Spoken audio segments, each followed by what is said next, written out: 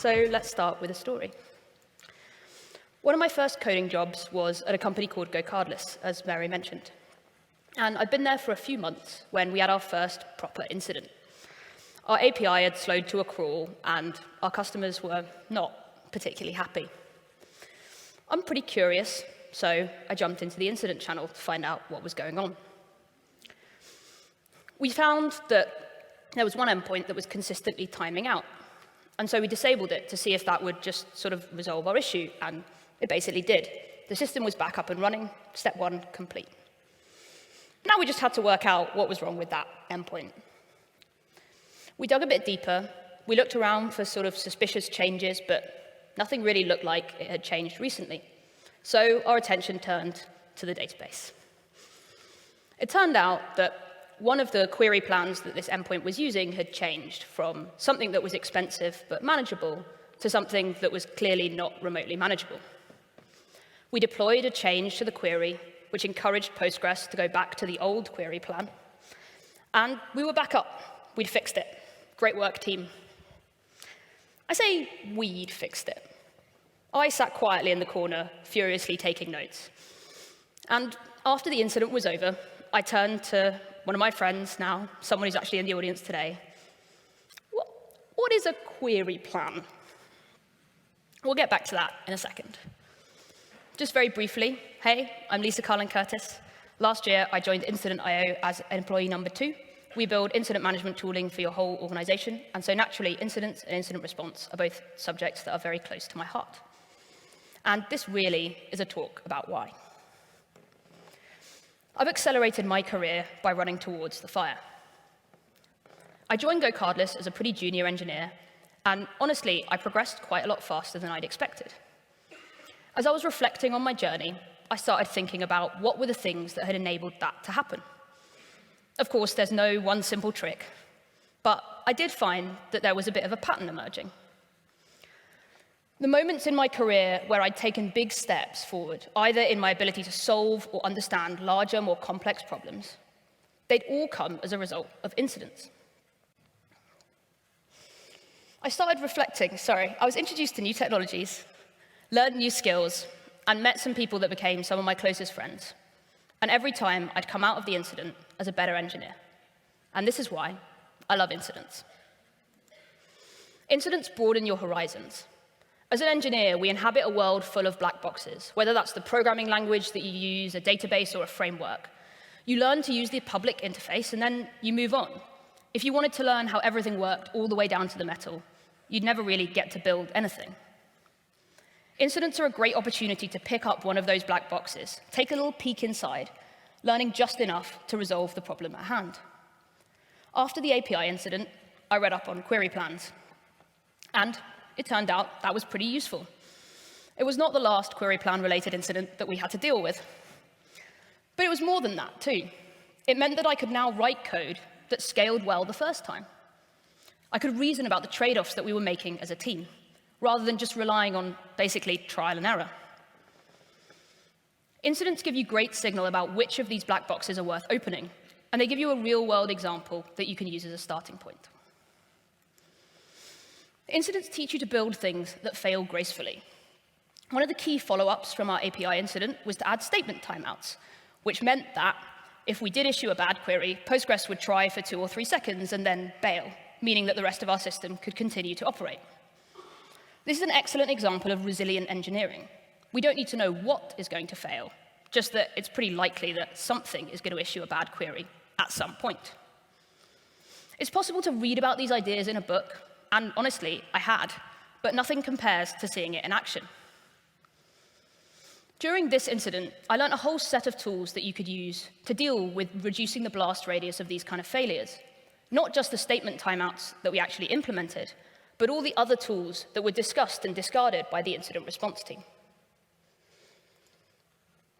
Incidents teach you to make things that are easy to debug. Observability is not straightforward. I've shipped plenty of very unhelpful log lines and metrics in my time, and I'm sure the same is said would be true for most of the people in this room. To build genuinely observable systems, you need to have empathy for your future self or teammate who's going to be debugging the issue. And the people who do this really well are leaning on their experience. They're pattern matching against the things that they've seen before, allowing them to recognize the right places to put log lines and metrics. They're like looking into a crystal ball. Incidents are a great shortcut for starting to build your repository of patterns, enabling you to do the same.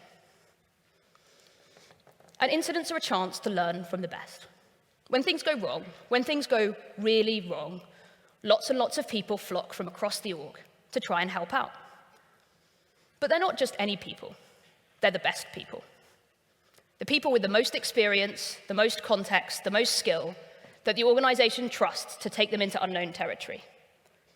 Getting to spend time with these folks is probably pretty rare. They're going to be some of the most busy people in your whole organization. Getting to see them up close, resolving a problem that is challenging even for them, is absolutely invaluable. For me, the API incident gave me opportunities to learn much faster than I otherwise would have. Honestly, who knows how long it would have taken before I'd worked out that I really ought to know what a query plan was. Probably until my own code broke in the same way. Incidents have unusually high information density, and they're a great opportunity for you to piggyback on the experience of the great people around you. At GoCardless, I was really lucky. Our culture and processes meant that I could jump into the incident channel. I could get involved and ask questions, but that isn't always the case. Some teams run incidents in private channels by default, operating an invite-only policy. That means that junior responders probably don't even know that there are any incidents happening. There are other reasons why people can be excluded too. Sometimes there'll be an in-group of the engineers who've been there for a little while, and they deal with the incidents, and everyone else should just get out of the way. Joining that in-group, even as an experienced engineer, can become almost impossible. So what can we do to get the learning from incidents through our organizations? Well, we've got to make incidents accessible. First, declare lots of incidents. If you've spoken to me on the stand, you've probably already heard me say this, but I really do think it's one of the most impactful things you can possibly do. If you only declare incidents when things get really bad, you won't get a chance to run your incident process. By lowering the bar for what counts as an incident, you're giving yourself that practice, and by the time something really bad does happen, your response is going to run like a well-oiled machine. It also helps with accessibility. By handling a problem as an incident, you're giving other people the ability to see what you're doing. You're broadcasting everything that's going on rather than handling it quietly in the corner. Encourage everyone to participate. Incidents should be accessible to everyone, so we need to encourage engagement from our team members at all levels. Of course, there can be too much of a good thing here. Having 20 people descend on a minor incident channel might not be the outcome that we're looking for, but having 1 or 2 junior responders tagging along for most incidents is probably only going to help us. And it doesn't have to come at the cost of a good response. You can ask questions from someone who's not actively debugging something, or wait until after the incident, and then just take them to one side and sort of say, why did you do that? What made you think of that? There are other ways to gather learnings. Maybe you can read the debrief documents, or attend like a post-incident review type session. I'd also recommend compiling a list of the best incident debriefs that you have. We all know which ones they were, and use them as part of your onboarding. As a new joiner, I think it's a great way to get started in a new company. Get into the habit of showing you're working. In an incident, you should put as much information as you can into the incident channel. What command did you run? What theory did you disprove? What are you thinking? I admit that this can at times feel a bit strange. I've been sat at 10 p.m. having a delightful conversation with myself, and I promise you, however strange it feels, it will be worth it. It's useful for your response, as it means that you don't have to rely on your memory to know exactly what you've run.